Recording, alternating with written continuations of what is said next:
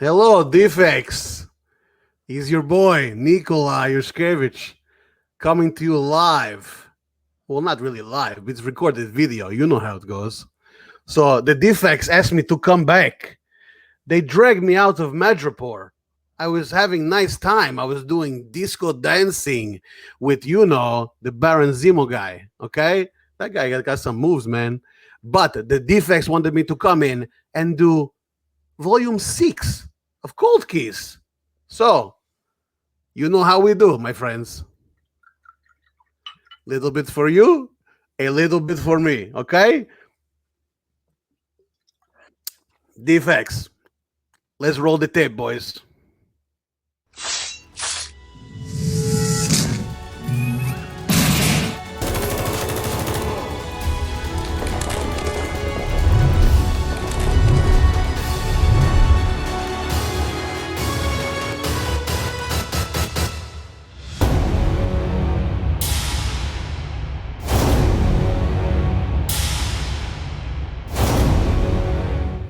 What is up, Defects? We're back for another episode of Cold Keys. Guys, this was a little tough to find. The market is going nuts. Not too many Cold Keys out there, but we got a couple picks for you that we think are definitely worth a pickup if you're looking to get into some investment books. So, before we get into the books, guys, if you are new to this channel, please sub us up, hit the notification bell, give us a thumbs up if you think we're doing a good job, leave a comment in the comments section, of course, share the video. So, we're going to get into some books, and then Nikolai is going to explain to us what some cold keys are. So, take it away, Nikolai. Okay, boys, thanks for having me back. I want to explain what these cold keys are. First of all, if you don't know and you're just joining us, they're cold keys. A book that maybe was hot at one time, maybe came down a little bit now, okay? There are not that many of them left. We've talked about a lot of books, okay? Second is books that they're climbing. They're going up the mountain, but they have not reached the summit yet, okay? So there's still room to grow. Jay knows what I'm talking about. Still room to grow, okay? And third, books that are just under the radar. Is like when my friends from Moscow, they fly into US under the oh no, we don't talk about that. Okay, so now we hit you with Cold Keys, Volume 6. Let's go, boys. Okay, Defects, boys and girls, here we go. First up on this list of Cold Keys, Aquaman, number 11, from 1963, from DC Comics. This is the first appearance of Mira. You know, the hot girl, you know her. Matt, what you have information on this book, man? Yeah, so guys, we haven't had too many DC books on the cold keys list, but those are some of the cold keys right now. So considering the fact that, we know Mira, we just seen her in the Snyder Cut again, and she's going to be in Aquaman 2. Are they going to do more Snyder Cut stuff? Amber Heard, sounds like they were trying to definitely flesh out that character. So I feel like that book has some room to grow, and I was really surprised, and I'm going to bring up GPA analysis right now. And here we go. I'll show you some numbers. I'm going to get right into this one. We like to show you around that $300 range. So I'm going to go right to a 5.5, right on the nose, $300. And the first thing you're going to notice is that this graph is extremely flat. Not a lot of movement here. All right, here's your little peak back in 2018. Probably was around the time of Aquaman, I believe. I believe, this character could definitely, if DC and Warner Brothers decides to kind of follow suit with Marvel, they could definitely make this character a focal point. And this is, in this crazy market, we keep talking about it. We talked about it last time. Books are up 30 and now probably even 40%, almost the entire market. So to find a book that's kind of the same price as it was 6 months ago is super rare, and especially a great old DC key. This is great to have in your collection no matter what. So yeah, I don't think there's much more to say here. I think the graph speaks for itself on this one. Jay, you got anything to add here? No, just that, with Snyder taking over, we're not done with Aquaman, which means we're not done with Mira. So great pick, Matt. Tons of room to grow, and we'll see where it goes. All right. I like this guy, Jason Momoa, man. Good guy. Good guy. Perfect for the Aquaman role. I mean, hit the nail on the head with that one. Next up, we're going to go to the Butcher for his book. This is Invincible Iron Man, number 7. Okay? This is first cameo appearance of Riri Williams, man. Okay. Jay, what you got, man? Guys, we already know we got the Ironheart series coming up. This book's from May of 2016, written by Brian Michael Bendis and illustrated by Mike Deodato. It is the first cameo appearance of Riri Williams. So, Matt, not only the first of Riri, but it's also the first of Zemo, an inhuman with the ability to manipulate machinery. Could we see this in the Ironheart series? Could it be a double spec book? Absolutely. If you could pull up some GPA for me. All right, guys, in that first printing in a 9.8, like Matt said, we like to stay around that 300 range. You could see here, guys, the average from 2019, $136. 2020 went up $169. The 12-month average, $186. The 90-day average, $208. And the last sale being $230. All these books are going up, guys. So this book has the potential to, keep up with that issue 9. Matt, if we could pull up issue 9 for me.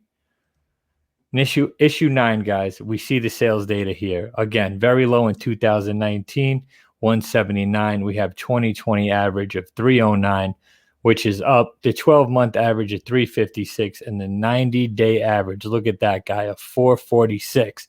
So that's why we're saying Invincible Iron Man number 7 here for that cameo appearance. But I don't like the first print. Guys, you know what I like? I like that third print with the first cover appearance, but actually not the first cover appearance. It's a 3-way tie between this book, a number 7 in the third print, a number 9 in the second print, and a number 11 in the second print. They all have that same Riri picture, but this was the book that came out, at the earliest issue, guys. And if you could see the sales data here, on a 9.8, we got that 2019 average of $70, guys. This was just before second and third prints were getting hot. 2020, you see it jump up about a little over $100 at $174.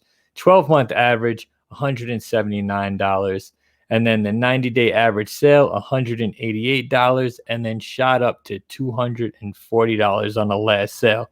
But guys, you could see that big dip in May of 2020 to come down now. So this book has definitely leveled out and still a great buy, guys. It's probably the lowest print run out of the 3. And again, first appearance, first cover appearance. This is why I suggest this book. Matt, what do you think? 100%. I think the graph, again, speaks for itself. You could see back in 2020, this thing peaked, at $400. And now, we're averaging 240, 250. So it's well off its high, even though the market is way higher than it was in June. And then going back to the first print, I think it's important to note that, the number 7 and number 9 were kind of the same price about a year ago. And now number 9 has really gone up in the first print. You could see it here, obviously up to 580. And I think 7 has not taken off yet like number 9 has. So I think this is the one that has a little bit more potential to grow at this point, and that's why we kind of highlighted it. So great pick, Jay. So I'm going to go to the third book. So it's possible for number 3 on the list, we have Eternals, number 3. First appearance of Cersei. Guys, please explain this book, please, to me. Okay. We know Eternals is coming to the MCU. These books were heavily bought up, especially 1. I feel like everyone was buying number 1. I think the gem of the bunch is the number 3. It's the first appearance of Cersei, played by Gemma Chan. I think this character, guys, is going to have an enormous future in the MCU. I think Gemma Chan, and who's the character that's playing Dane Whitman? Guy from Kid Harington. I feel like they're going to be, they're going to do the romance portion of those two's kind of comic book story. And I feel like these characters, we know Kit Harington's already around for like 6 films. I feel like Gemma Chan, they're kind of holding back how important she's going to be. They've kind of downplayed it. I think she's got a huge, huge future in the MCU. And for that reason, I feel like this book is nowhere near its peak. And I'm going to show you some numbers here. So you could see that the 9.8 and the 9.6 have now, people are starting to catch on, right? Those books are starting to really get up there. So let's go down to a 9.4 because that shows a little bit more of this flat curve. You know, you could see where the peak was, right? This was kind of around the announcement time that the Eternals was coming. Back in 2019, all the Eternal books were going nuts. And you could see it definitely dipped down. And you could see as well that it has started to climb the mountain again.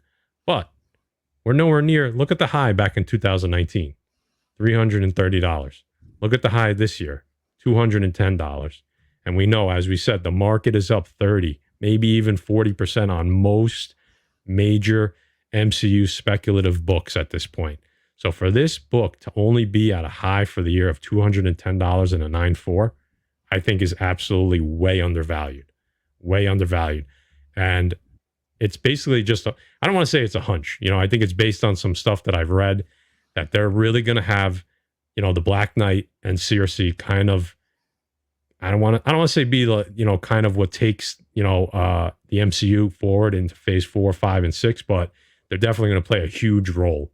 And I could see it happening. You know, Jay said it to me 100 times. You don't grab Kit Harington for nothing and sign him up for 6 films. So I think this one kind of speaks for itself that, number one, it's nowhere near its peak back when there was just an announcement. We know what's been happening when these characters actually hit the screen.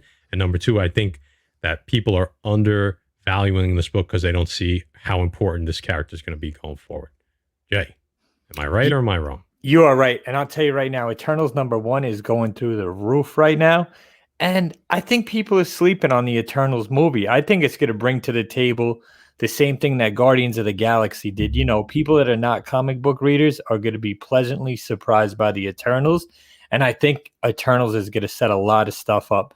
And again, a love interest of Kit Harington in the movie. You know she's not going anywhere. So another great pick, Matt. Last on the list, guys, is not last but not least. This guy, Thor, you know, the God of Thunder, man. #1. This is the first Jane Foster as Thor in continuity. This is a new word I learned today. In continuity. Jay, what do you have for me, my friend? All right, guys. Nikolai said it best. Thor #1 from 2014, written by by far the best Thor writer there is, Jason Aaron, illustrated by Russell Dorderman. Guys, this is the third time we see Jane Foster as Thor, but is the first time in continuity and the first cover appearance. Let me rewind and go back to the previous times. We got that What If #10, which is the money book right now. But guys, it's a what if book. And then we have, she appears in the last page of Thor God of Thunder #25 as a fast forward flashback, if that makes sense. So I think this book peaked at one point, Matt. If you could pull up our analytics in a 9.8, guys, 2019, $159.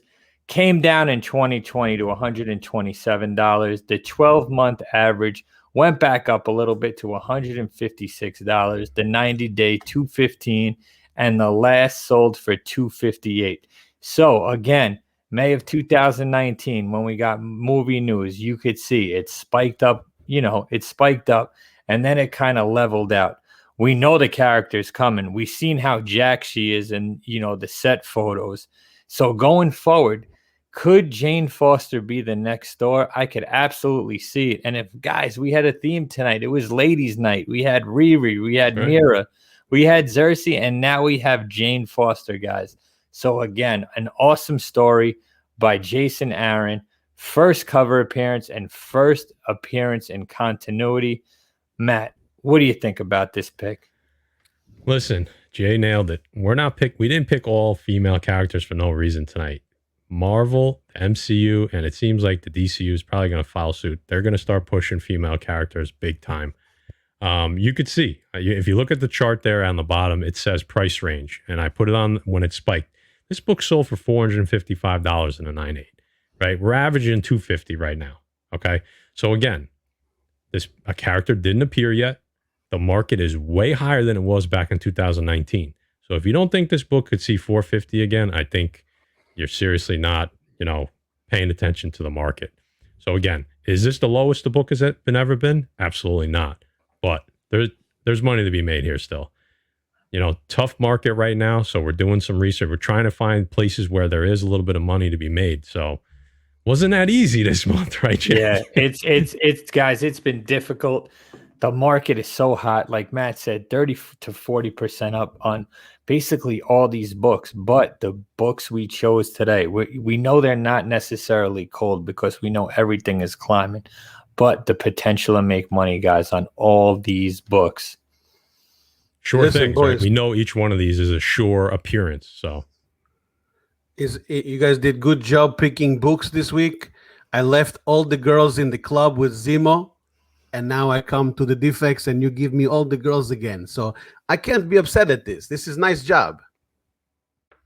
Defects, thank you for having me tonight. I have to apologize. I have to go. Zemo is calling. He wants me to go pick him up. I think he got into a little bit of trouble. You know this guy. He always gets into trouble, this guy. So I must leave you. Good job with the cold keys. I will see you on the next one. Hopefully, I have time to come by.